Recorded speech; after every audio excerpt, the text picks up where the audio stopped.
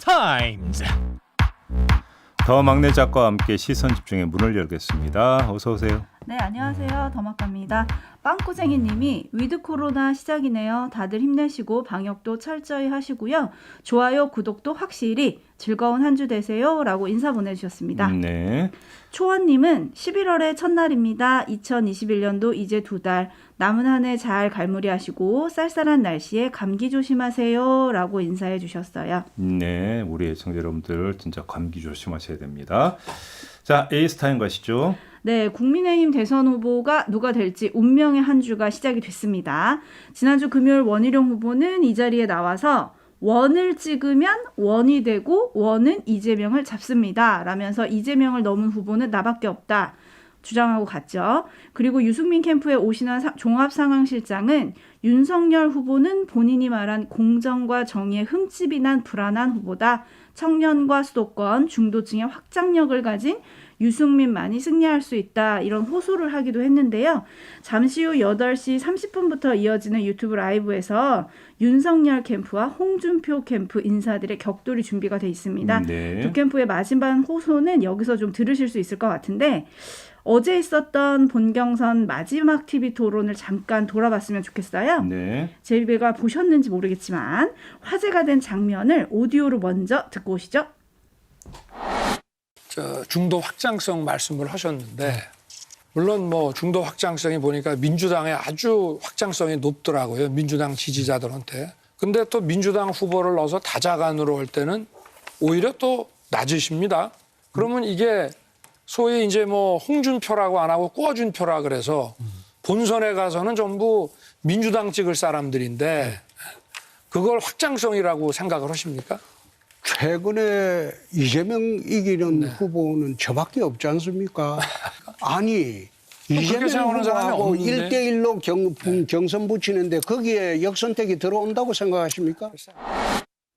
네. 네. 어떻게 들으셨어요? 경선 이제 그 토론 끝났죠? 네. 경선 토론 끝났는데 총평을 좀 해야 될 것 같은데요. 가장 기억에 남는 장면이 뭐예요? 이걸 따지면 아마 평가를 할 수 있을 것 같은데 저 개인적으로는 가장 인상에 남는 게 손바닥 왕자하고 아하. 수소를 어떻게 만드는가 뭐 이런 것들이거든요. 네. 자, 그러면 경선 과정이 물론 어떤 경합이기 때문에 상대 후보를 깎아내려야 내가 이제 돋보인다라고 하는 측면도 있지만 이건 본선을 가기 위한 예비 과정이잖아요. 그렇죠. 그러면 이제 제살 깎아먹기로 가면 안 되는 측면이 있는데 과연 어떤 특정 경선 주자에게 유리하냐 불리하냐를 떠나서 본선에 올라갔을 때 그게 누가 됐든지 간에 과연 도움이 될까? 이 차원에서 한번 평가를 해볼 수 있지 않을까 싶은데요. 네. 너무 격렬했다. 이런 말씀을 드리고 싶습니다. 네, 이승민 님이 정책들을 들고 나와야 후보들을 비교해 볼 텐데 상대 후보 뒷담화만 하니 뭘 보고 뽑으라는 건지라고 촌철을 보내주셨는데 예. 사실 어제 토론도 꿔준표 이거 되게 화제가 많이 됐고요. 그다음에 또 홍준표 후보랑 원희룡 후보 사이에서는 뭐 오늘은 안 역겹냐 뭐 이런 거를 묻는 그런 것들이 더 주목을 받으면서 사실 정책은 조금 묻혔다 이런 느낌이 있는데 어쨌든 오늘부터 당원 투표가 시작이 되잖아요. 그렇죠. 네, 그리고 여론조사도 이번 주에 시작이 되고 네. 누가 올라갈지 JB의 촉이 궁금한데 안 가르쳐 주실 거죠? 네. 안 가르쳐 드릴 거고요. 자, 후유증을 좀 걱정을 해야 되는 거 아니냐. 네. 경선 이후에 다시 어떻게 지금 민주당에서 이야기 나오는 게 그 원팀 아니겠습니까? 네. 자, 국민의힘은 어떻게 원팀을 꾸릴 것이냐 이게 과제가 될 것 같은데요. 한번 좀 뭐 지켜보고요. 네, 아무튼 이번 한 주 흥미로울 것 같습니다. 지켜보도록 네. 하죠. 뉴스와 분석이 함께하는 JB타임즈 오늘 주목할 뉴스들 챙겨드리겠습니다. 첫 번째 뉴스는 어떤 건가요? 안철수 국민의당 대표가 오늘 대선 출마를 선언을 한다는 거 아니겠습니까? 국회 잔디광장에서 출마 선언식을 갖는다고 하는데요. 네. 안전, 미래, 공정 이 세 화두를 내걸 계획이라고 합니다. 국민의힘 주자들은 바로 단일화를 주장하고 나섰습니다. 홍준표 후보는 내가 후보가 되면 안철수와 세력 연대를 추진하겠다 이렇게 밝혔고요. 근데 또 세력 연대더라고요. 단어가 약간 미묘하긴 합니다. 네. 유승민 후보는 안철수와 바른미래당에서 같이 일해본 경험이 있기 때문에 잘 알고 있다. 후보가 되면 바로 단일화를 추진하겠다. 이렇게 이야기를 했습니다. 하지만 정말 단일화가 될까요? 한번 두 가지 경우의 수를 그러니까 좀 그 좁혀서 이야기할 시간 관계상 네 가지 경우의 수는 다 짚기 힘들 것 같고요. 네. 윤석열 후보가 대선 후보가 되는 경우 안철수 이제 그냥 후보라고 부르겠습니다. 안철수 후보의 입지는 커질 수가 있습니다. 아, 커지나요? 왜 그러냐면 홍준표 후보의 지지 축인 2030이 국민의힘에서 이탈할 가능성이 큰데 네. 이들을 일부 흡수하더라도 몸값은 올라가게 되는 거 아니겠습니까? 어허. 이러면 단일화의 필요성은 국민의힘 입장에서는 더 커지게 되겠죠. 네. 문제는 김종인 전 비대위원장입니다. 아, 일전에 한번 말씀드린 바가 있습니다. 네. 김종인 전 위원장이 만약에 선대위원장으로 온다 이렇게 가정을 한다면 과연 안철수 후보와 단일화에 적극 나서겠느냐. 김종인 홍준표 관계를 말씀드린 바가 있지 않습니까? 네. 김종인 안철수 관계는 그보다 더하면 더했지 덜하지 않은 관계다. 그렇죠. 이 점을 좀 봐야 될 것 같고요. 네. 정치는 사람이 하는 겁니다. 그렇죠? 네. 그다음에 두 번째 홍준표 후보가 대선 후보가 되는 경우를 봐야 될 것 같은데요. 안철수 후보와의 단일화 이전에 국민의힘 내부의 단일화에 올인해야 하는 상황에 직면할 거다. 일단 이 점을 먼저 봐야 될 것 같습니다. 아, 네네. 이재명 후보와 비슷하게 역벤션에 내몰릴 가능성, 컨벤션 효과를 누리는 게 아니라 오히려 거꾸로 컨벤션 효과가 아니라 오히려 그러니까 그 수습에 어떤 내몰려야 되는 이런 상황으로 갈 수 있다라는 거죠. 네. 이러면 안철수 후보의 입지는 상대적으로 넓어질 수 있습니다. 그런데 또 여기에다가 김종인 위원장과 같은 걸림돌도 특별히 생기지는 않겠죠. 다만 이때 문제가 되는 것은 단일화의 조건이 뭐냐. 이게 이제 문제가 될 수 있다고 봐야 되는 건데요. 네. 근데 지금까지는 윤석열의 입장과 홍준표의 입장에서 말씀을 드린 경우고 네. 안철수 후보의 입장에서 또 봐야 되지 않겠습니까? 그렇죠. 안철수 후보가 어떤 말을 했냐면 이번 대선은 놈 대선이라고 그랬어요. 나쁜 놈, 이상한 놈, 추한 놈. 아하. 인용입니다. 네네. 네. 그렇게밖에 보이지 않는다 이런 말을 했는데 과연 그러면 놈을 대상으로 단일화를 하겠느냐. 이걸 좀 봐야 되는 거지 않겠습니까? 사실은 안 해야 되는 거잖아요. 이렇게 얘기하면. 그러니까요. 근데 뭐 정치라는 게 워낙 생물이다 보니까 네. 그래서 그러니까 단일화 그러니까 시도와 단일화 성사는 전혀 다른 이야기이죠. 이 점을 좀 일단 뭐 말씀을 드려야 될 것 같고요. 네. 후보 입장이 아니라 당의 입장에서 보면 민주당 입장에서는 단일화가 이루어지면 그 자체가 악몽이 될 거고요. 국민의힘 입장에서는 단일화 무산이 악몽이 된다고 봐야 되겠죠. 아하. 왜 그러냐면 이거는 안철수 후보가 지금 정확히 어느 지점에 서 있는 것을 보여주는 것이다. 그러니까 정확히 센터, 중간은 아니다. 중간에서 오른쪽으로 좀 더 가 있다. 기울어져 있다. 그렇기 때문에 이런 진단이 가능하다. 이런 말씀을 드리는 겁니다. 네, 8672님 촌철이 눈에 확 들어오는데요. 돌고 도는 물레방아 인생들. 5445님이 서울시장 출마할 때 대권은 출마 안 한다고 했던 거 아닌가요? 라고 했는데 사실 이거가 중요할 것 같아요. 왜냐하면 자신이 한 말을 뒤집고 다시 대선에 나오는 거잖아요. 네. 그래서 국민들을 좀 잘 설득해야 될 것 같은데 사실은 이게 첫 번째 과제 아닌가요? 뭐 안철수 당연히 후보는? 이제 뭐 수많은 만약에 인터뷰가 있게 된다고 그 질문 먼저 들어가지 않겠습니까? 네. 자, 그런데 그러면 또 이제 나오는 이야기도 어느 정도 예상이 되지 않겠습니까? 상황이 바뀌었다라고 하는 이야기는 항상 나오는 거고요. 네. 정치는 생물이다라고 하는 주장에는 뭐가 있냐면 환경 결정론이라고 하는 게 깔려 있습니다. 환경 결정론이요? 상황이 바뀌었기 때문에 네. 이렇게 변해도 된다라는 식의 논법을 계속 써왔다라는 것이죠. 역사적으로 정치인들이 그렇지 네. 않습니까? 갑자기 사랑이 어떻게 변하니 이거 왜 생각나지? TK님이 중도와 보수에 있는 표 좀 가져갈 것 같아요 라고 평을 해주셨고 네. 주주삼방님은 이분 약방의 감초인가요? 라고 해주셨는데 아무튼 오늘 기자회견 할 때 어떤 말을 할지 궁금한데 예. 저는 사실 이 뉴스 보고 이준석 대표가 먼저 떠오르긴 했어요. 이준석 대표가 한 라디오 인터뷰에서 안철수 대표와 결별한 지도자는 대통령이 됐고요. 안철수 대표와 통합을 하기 위해 노력한 지도자들은 고생한 분들이 있습니다. 라고 했거든요. 네. 그럼 당에서 막는 거 아닐까요? 단일화를? 제가 볼 때는 만약에 대선 후보가 선출되는 그 위에는 당이 중요한 게 아니라 후보가 중요할 거라고 생각합니다. 그렇지 않습니까? 네. 어차피 이제 그 선대위도 이렇게 되면 대선 후보 주도로 모든 게 꾸려지기 때문에 당의 입장은 그렇게 중요해 보이지는 않습니다. 네. 네. 좀 전에 TK님이 중도랑 보수표 좀 가져갈 거라고 했더니 4830님이 중도요? 요즘 보수 후보보다 더 보수 같으시던데 라는 평을 해주셨습니다. 네, 어떻게 될지 좀 지켜보도록 하겠습니다. 근데 출마한다. 예고가 뜨자마자 단일화 얘기를 나오는 걸 본인은 즐길까? 아니면은 좀 기분이 언짢으실까? 그건 좀 궁금하긴 해요. 그러니까 그 본인의 입장만 생각하다 보면 좀 언짢을 수도 있겠죠. 네. 왜 그러냐면 출마를 할 때는 다 승리를 염두에 두고 이제 그 시작을 하는 거 아니겠습니까? 그런 상태에서 그래서 이제 이런 말이 있습니다.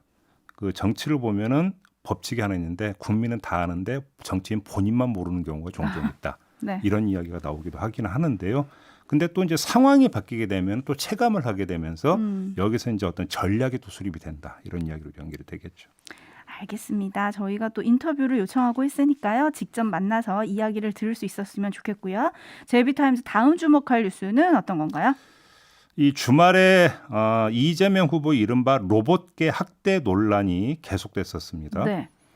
이재명 후보가 지난 28일에 고향 킨텍스에서 열린 2021 로봇 월드에 참석해서 로봇계를 넘어뜨리는 장면이 이제 영상이 돌았는데요. 일부 언론과 인터넷에서 이거 학대 아니냐 이런 지적이 나온 거죠. 네. 그러자 이재명 후보가 어제 페이스북에 글을 올려서 로봇의 복원 능력 테스트인데 넘어뜨렸다고 비난한다 이렇게 반박을 하면서 스테이크 먹었더니 식당에서 칼 휘둘렀다고 하는 것과 다르지 않다. 이렇게 네. 주장을 한 겁니다. 그럼에도 불구하고 오늘 조간에도 또 비판하는 기사가 실리긴 했더라고요. 예. 이걸 좀 어떻게 봐야 될까요? 자, 분명히 해야 될 게요. 해당 영상이 풀 버전으로 공개가 됐는데도 논란이 가시지 않는 건 보고 싶은 대로 보고 있음을 반증하는 것이다. 이 말씀을 드려야 될 것 같습니다. 이건 팩트가 아닙니다. 로봇계를 넘어뜨렸느냐 넘어뜨리지 않았느냐가 아니라 왜 그랬느냐. 이게 지금 그 초점 아니겠습니까? 네. 이거는 해석의 영역이고 평가의 영역인 거죠. 사실의 영역이 아니라는 겁니다. 그렇기 때문에 자기 마음대로가 성립이 되는 거죠. 이재명 후보가 미운 사람들에게는 뭐 하나 꼬투리 안 잡힐 일이 없을 거고요. 반대로 이재명 후보가 한없이 좋은 사람들에게는 모든 행동이 합리적인 것으로 비춰진다. 그래서 보고 싶은 대로 보고 보고 싶은 대로 평가하는 것 아니냐. 이런 이야기가 성립이 될 수 있을 것 같습니다. 저는 이것만 말씀드리고요. 하나 더. 학대라는 개념은 감각적으로 고통을 느끼고 공포를 느낄 때 성립되는 개념 아닌가요? 그렇게 보는 게 상식적이겠죠. 자, 그러면 이 로봇계에 이 개념을 들이댈 수 있느냐? 이것도 논란의 소지가 되겠죠. 네. 그런데 이걸 너무 이제 퍼지니까 저는 현실적인 이야기 하나만 하겠습니다. 논쟁을 할 거면 좀 더 현실적이고 구체적이고 생산적인 걸 좀 하면 어떨까 싶은 생각이 좀 들어서 드리는 말씀인데요. 이것도 개와 관련된 겁니다. 문재인 대통령이 일전에 이런 말을 했었습니다. 이제는 개 식용을 금지하는 걸 검토할 때다. 이런 이야기를 했었고요. 저희 방송에서도 그 이야기를 받아서 한번 다룬 바가 있었는데 네. 이재명 후보가 관련해서 문재인 대통령이 이 이야기를 하기도 전이죠. 8월 20일에 민주당 정책마켓 행사에서 어떤 주장을 했냐면 개 식용 금지도 공론화할 때가 됐다. 사회적 합의를 거쳐서 개 식용 금지를 추진하겠다. 이렇게 밝혔거든요. 자, 대선 후보가 또 이런 이야기를 했으면 이제 다른 대선 후보들은 또 어떤 입장인지 이것도 궁금하지 않습니까? 네, 일단 네. 잠깐 오디오 들어보고 이야기를 좀 이어가겠습니다. 네. 개를 식용으로 하는 문제에 대해서 어떻게 생각하냐 이런 질문을 받으시니까 윤 후보님께서 그거는 선택의 문제라 가지고 함부로 말하기 곤란하다 이렇게 말씀을 하셨어요. 저는 개인적으로는 예. 반대하지만 예. 그걸 국가 시책으로 하는 예. 거에 대해서는 예. 또 많은 분들의 예. 저 사회적인 합의가 있어야 되지 않겠냐. 그런데 이 이런 문제 얘기. 때문에 바로 반려동물의 학대나 이런 문제하고 직결되는 문제거든요. 아니 반려동물을 학대하는 게 아니고 예. 식용 그 개라고 하는 예. 거는 따로 키우지 않습니까? 따로 반려동물 따로 키우는 식용개는 같은 개 아닙니까? 반대하는데 그럼 반대하는 걸 공약으로는 못 내겠다. 법으로 제도화하는 데는 좀 여러 사람들의 저 합의가 좀 필요하다고 저는 생각합니다. 그 차별금지법하고 똑같은 거예요. 자, 바로 딱 이 지점인데요. 네. 이게 어제 국민의힘 경선 토론 과정에서 나왔던 이야기 아니겠습니까? 그렇죠. 네. 미세하게 좀 결이 좀 다르죠. 그렇죠. 개 식용 금지를 제도화할 거냐 말 거냐라고 하는 문제를 놓고 대선 후보간 결이 다른데요. 차라리 이런 논쟁을 좀 전개를 하면은 이것이 어떤 상당히 생산적이고 현실적인 논쟁이 될 수 있고 그 대선이라고 하는 과정은 국가를 어떻게 운영해 들어갈 것인가라는 거대한 사회적 합의 과정이거든요. 차라리 이걸 한번 의지로 올려봐라. 이런 말씀 하나 좀 드리고 싶습니다. 이런 걸 이제 대선에서 정치 사회적 합의 과정을 통해서 이런 거를 좀 해봐라 이 말씀이신데 그렇죠. 굉장히 이상적인 이야기가 아니신가. 아니요, 이상적인 게 아니라 이미 대선 후보들이 입에서 먼저 운이가 되고 있잖아요. 네. 이게 왜 이상적인 거예요? 오히려 더 그러니까 여야를 떠나서 대선 후보 간의 합의를 도출해낼 수 있는 거죠. 그다음에 대선 후보들이 이 이야기를 하면은 국민들 시선이 어떤 모아지기 때문에 거기서 일정하게 어떤 접점이 형성이 된다면 그게 사회적 합의로 연결이 되는 거니까 제가 볼 때 이건 이상적인 게 아니라 현실적인 문제가 돼버렸다. 이렇게 볼 수 있을 것 같아요. 알겠습니다. 우리 대선 후보님들이 이런 걸 좀 잘 해나가실지 지켜보도록 하고요. 네. 지금 로봇계 학대 논란 얘기를 앞에서 좀 했잖아요. 네. 그러니까 이미령 님이 비상식적이고 비이성적인 세상이라고 찝어주셨고요. 민초추심 님은 쓸데없는 걸로 국민들 귀 시끄럽게 하지 말았으면 좋겠습니다. 라고 해주셨고 9028님은 보고 싶은 것만 보는 것 언론 탓 아닌가요? 전후 맥락 없이 딱 그 부분만 잘라 보여준 건 의도가 있는 거 아닌가요? 라고 보내주셨거든요. 네. 사실 언론 보도를 두고 여야 모두 불만이 좀 있거든요. 이게 본선 이제 대선 국면에서는 가짜 뉴스, 왜곡 보도 뭐 이런 논란이 더 심해질 것 같은데 네. 뭐 좋은 대책이 있을까요? 좋은 대책이 있으면 계속 논란이 되겠습니까? 왜냐하면 이것도 결국은 여야 공이 언론 지형이 기울어져 있다고 주장을 하더라고요. 네. 근데 자기들한테 불리하게 기울어져 있다. 다들 그 이야기를 하고 있지 않습니까? 네. 역시 이것도 관점에 문제인 게 있다. 차이가 있다. 이런 말씀만 드리겠습니다. 네, 반면 촌철님들의 약간 촌철이 빛나는 댓글도 있는데요. 9403님이 저는 매일 스마트폰을 학대하고 있습니다. 떨어뜨리기를 몇 번이나 했는가. 노말 표시 보내주셨는데 아무튼 뭐 웃고 넘길 일이긴 한데 어쨌든 왜곡 보도가 되는 거는 좀 막아야 되는 게 아닌가 뭐 이런 생각이 들어서 여쭤봤습니다. 뉴스와 분석이 함께하는 JB타임즈 다음 주목할 뉴스는 어떤 건가요?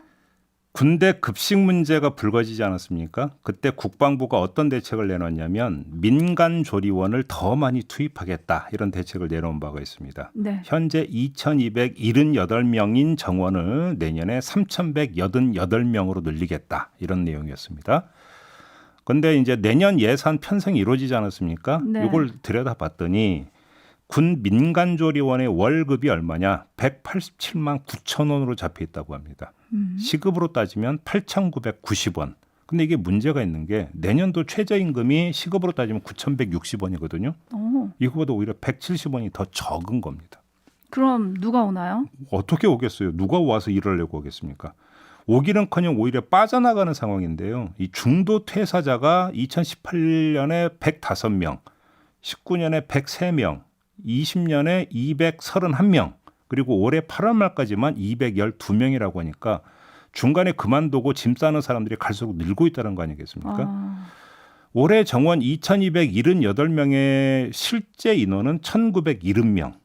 정원도 못 채우는 게 현실인데 더 늘리겠다? 시급도 법정 최저임금보다 적게 주면서 어허. 이게 말이 되는 이야기겠습니까?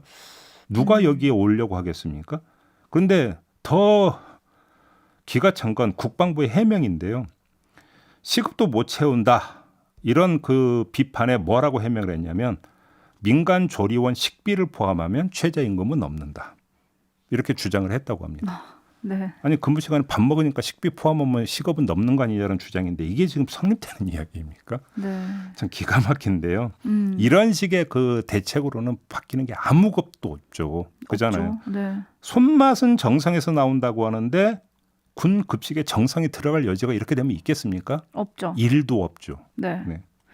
캐치즈님이 군은 언제 갈아엎나 해주셨는데 따지고 보면 군에 간 우리 식구들이 먹는 거잖아요. 그럼요. 처우 개선 좀 확실히 해주셨으면 좋겠습니다. 네, 자 이렇게 마무리하죠. 더마카 수고하셨습니다. 고맙습니다.